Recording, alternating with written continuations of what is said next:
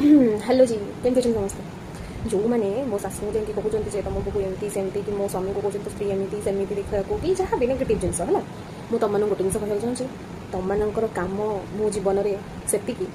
गोटे घी छुंक Dalma refine oil बुझिपार already मो life घी छुंक दे दूँ मैंने मोटे इनसीडेंट कहूँ देख मो शाशु मत काली पचारे अरे तू व्रत पड़ेगा मैंने सुदूषा व्रत जोटा पिंधि व्रत कला सुदूषा व्रत पिंधि मुझे रियलाइज कली कि मो हाथ व्रत ना मुझे भाव से मुमेंटा कि कहली बो कौटी व्रतटा रही जाइए मुझे कौटे ओल्ल थोचु मुझे ना तो कौटे ओल्ल कौटे गली पड़ी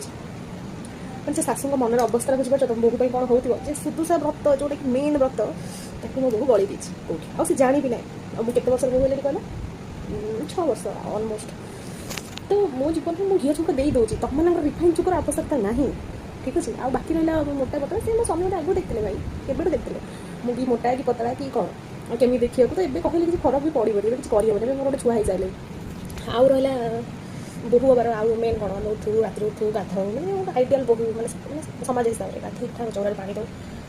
मोर 5 वर्ष बाहर भर 3 मास खंडे पानी देखिए टोटाल ऊपर सब धरवे चौराल जाए पानी देती आठू खराब भोग कौट हो पारि कह तुम मैंने आसे कहले कौन हम बोहू जानते आगुरी जानते थ्रू आउट भी जानते मुझे खराब बोली कहना किसी आवश्यकता ही नहीं मुझे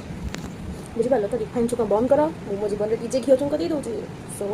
मुझे घर लोक आगे आसिक मो विषय कहर कौन आवश्यकता ना से जाणीगले मुझे केमती केमी डील कर शिखीगले मुझे डील कर शिखीगली सो आम डिलिंग से ही बंचीचु तुम मैंने आसिक डील भांगनी भांगी पारनी आ कि लाभ ना